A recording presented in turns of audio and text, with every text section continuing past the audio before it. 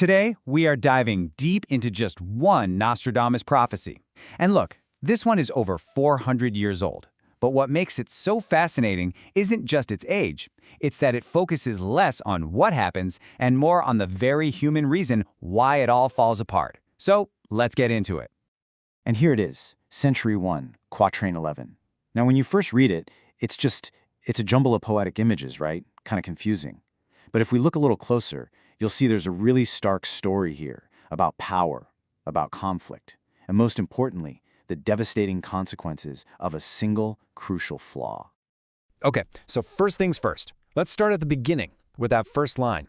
It describes the creation of a really powerful alliance. The motion of senses, heart, feet, and hands. I mean, it's beautiful language for sure, but what is Nostradamus actually trying to tell us here? This is way more than just, a handshake deal or some treaty signed on paper. Well, the modern thinking on this is that it's a symbol for a complete, total, all-in kind of alliance. This is a pact that involves everything: strategy, passion, and a deep-seated commitment to actually get up and act as one. A truly unified front. And if you break down the poetry, it's actually pretty clear.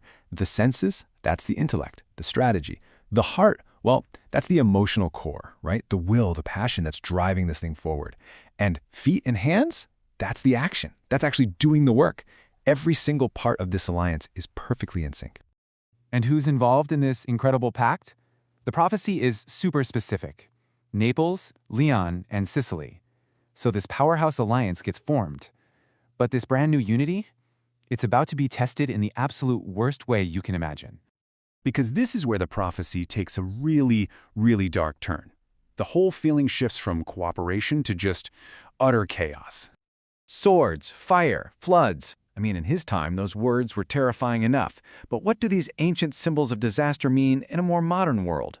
Nostradamus is basically painting a picture of a crisis that's coming from every direction. Swords, fire. That one's pretty straightforward, right? It's a clear metaphor for war, for violence, and floods. Now, that could be literal, of course, but it's often seen as representing overwhelming natural disasters or maybe some other kind of massive, catastrophic event. So this new alliance is immediately plunged into a time of incredible crisis. So, you've got the alliance, you've got the crisis. What happens next? What's the result of all this? Well, the prophecy is chillingly specific about who ends up paying the price. And yeah, it is not a pretty picture. The prophecy says that the noble Romans will be drowned, killed, or dead. This points directly to the complete and total collapse of a powerful elite group. And notice he gives us three distinct final outcomes. He doesn't just say they're in trouble. He says they're either drowned, killed, or dead. This isn't some vague warning. It's a very specific vision of total annihilation.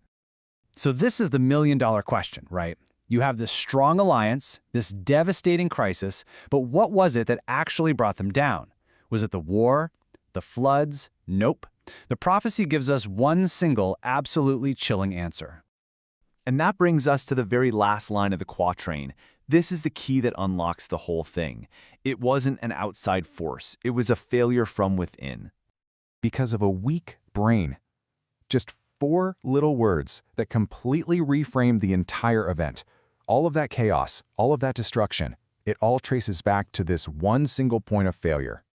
Now, let's be clear. This isn't Nostradamus calling somebody stupid. A weak brain, in this sense, points directly to a catastrophic failure of leadership.